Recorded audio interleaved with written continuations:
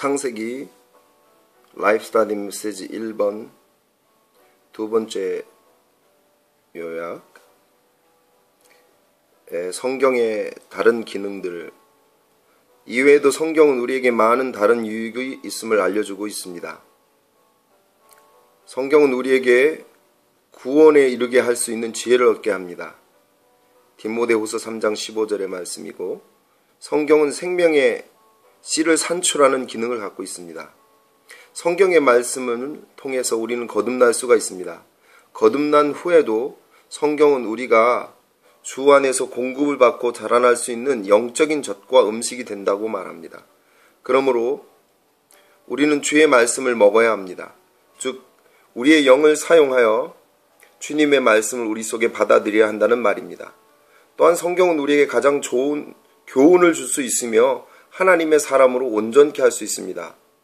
만일 우리가 주님께 속하고 온전케 되기를 원한다면 우리는 분명히 주님의 말씀을 통해서 온전케 함을 받을 수 있습니다.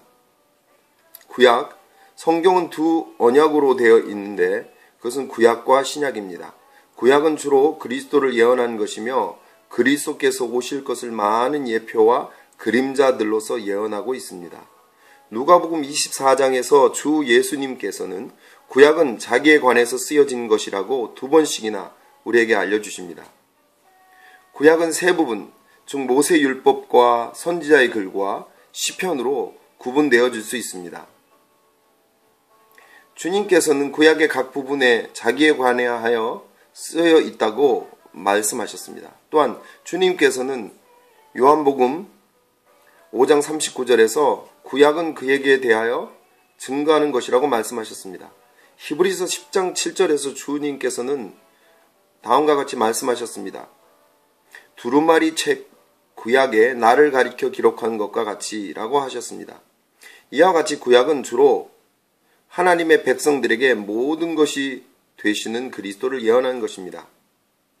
창세기, 이제 우리는 창세기의 생명 수업을 시작하려고 합니다. 이 책의 원래 명칭은 태초에 In the beginning 이었습니다. 헬라어로 번역된 구약 성서인 70인역 성서는 생명을 준 기원을 의미하는 라틴어 단어 제네시스를 사용했습니다. 창세기는 만물에게 생명을 가져다 주며 만물의 기원이 됩니다. 창세기는 하나님의 모든 진리의 씨를 포함하는 책입니다. 성경 전체 가운데 있는 하나님의 모든 진리들은 이 책 속에 뿌려져 있습니다. 첫 번째, 개요입니다. 성경에는 매 권마다 개요가 있는데 창세기의 개요는 다음과 같습니다. 하나님의 창조, 사탄의 파괴, 사람의 타락, 여호와의 구원의 약속입니다. 이 네 가지를 잊지 마십시오.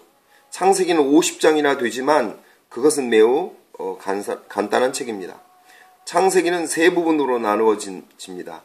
1장과 2장이 첫 번째 부분이며 3장과 11장까지가 둘째 부분이며 12장에서 50장까지가 셋째 부분입니다. 각 부분은 어떤 이름으로 시작되는데 그 첫째 부분과 셋째 부분의 이름은 놀라운 것입니다. 그러나 둘째 부분의 이름은 그렇지 않습니다. 첫 번째 부분의 이름은 하나님이며 둘째 부분의 이름은 뱀이며 그리고 셋째 부분의 이름은 여호와. 흠정역에서는 여호와가 주님으로 번역되어 있습니다. 하나님은 창조하셨고 사탄은 파괴했으며 여호와는 불러주셨습니다. 하나님은 무엇을 창조하셨습니까?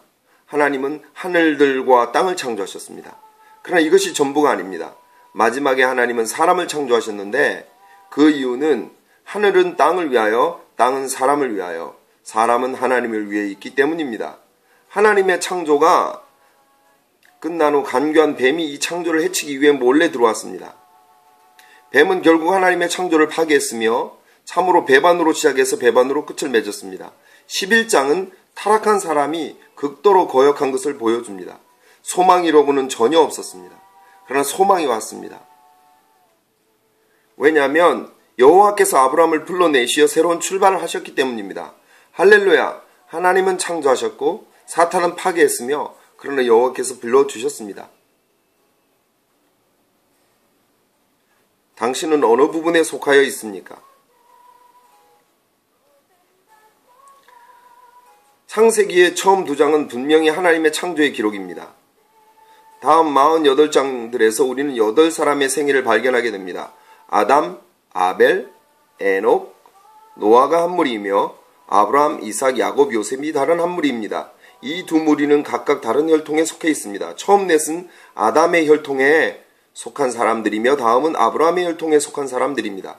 창세기는 두 아버지가 있는데 아담은 지음받은 혈통의 아버지이며 아브라함은 부르심을 입은 혈통의 아버지입니다. 당신은 지음받은 혈통에 속해 있습니까? 아니면 부르심을 받은 혈통에 속해 있습니까? 부르심을 입은 모든 사람들은 모두 아브라함의 아들들입니다.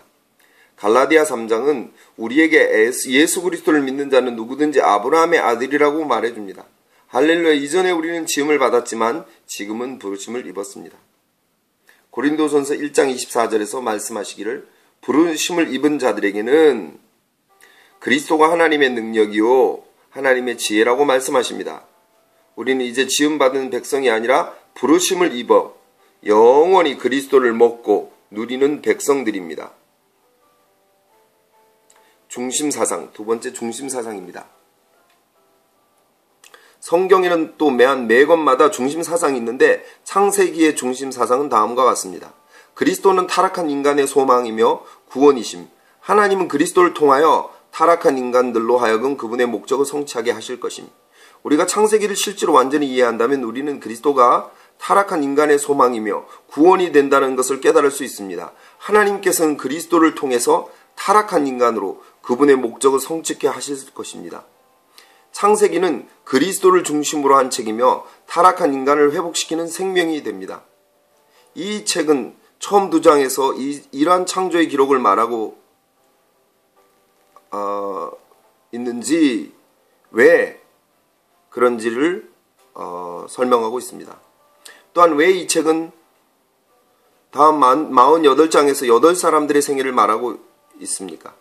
우리에게는 더 깊은 이해가 필요합니다. 처음 2장은 창조의 기록으로 보이지만 이것은 표면적인 것에 불과합니다. 그 밑에 숨어있는 뜻은 생명입니다.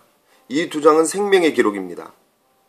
이 2장은 너무 단순하며 너무 간단하기 때문에 창조를 설명하기에는 완전하지 못합니다.